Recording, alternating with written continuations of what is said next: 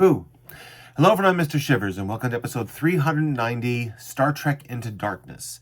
Sorry, it's been a while since I've been recording. I was just directing a show, which ended yesterday, so now I have some more time to review movies, watch movies, and get back to what I usually do. Star Trek Into Darkness, the sequel to J.J. Abrams' reboot, the Kelvin timeline, that is a sequel to the 2009 hit. Chris Pine is back as Kirk, Zach Quinto as Spock, Zoe Saldana as Uhura, Carl Urban as Bones. That's great casting. Simon Pegg as Scotty, John Cho as Sulu, Anton Yelchin, the late Anton Yelchin as Chekhov. And then some extras on there. Bruce Greenwood is back as Captain Pike, which is really cool. Benedict Cumberbatch is in there as Khan. I know if you haven't seen the movie, it's a big spoiler alert that he's actually Khan. It's kind of like a weird reboot of Star Trek II, The Wrath of Khan.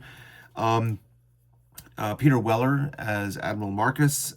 Alice Eve as Carol Marcus, which is kind of a bit of a weird shoehorn into the old Star Trek II, Wrath of Khan. Leonard Nimoy is back, and is apparently his last role ever and last appearance ever as Spock.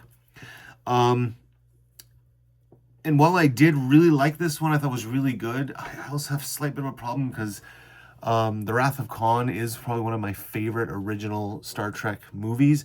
And so this one, the fact that they had to do that just felt kind of a stop redoing that part of it, right?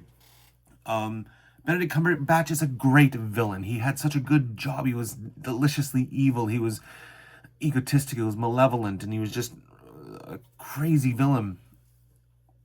But I also have Ricardo Montalban in the head as Khan, and so watching him do it, it's like, you're not Khan.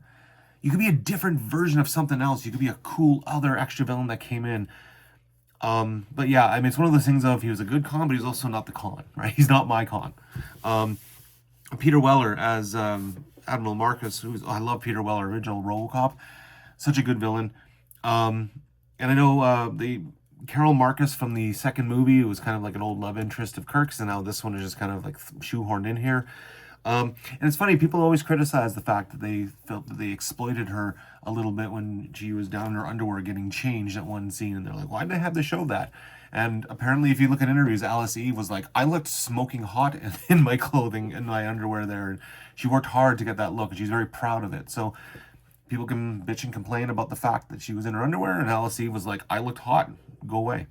But I think it was fine. I mean, it was enjoyable. I thought it was great. They did set up some weird stuff with like super blood, and then like the weird, I can use a transporter to go like across galaxies, which is kind of weird. But whatever. It's Star Trek. It's fun. That's all. I'm not into it for full lore. I like JJ's take on the whole thing. So it was entertaining. Again, it's not my Gone Noonien Singh as a Trekkie, but it was okay. So check it out if you can. It's a fun one, and yeah, I'll eventually get to the third one, the third Star Trek in the J.J. Abrams series. Until next time, Mr. Shivers saying, grab yourself some popcorn, sit back, enjoy the movies.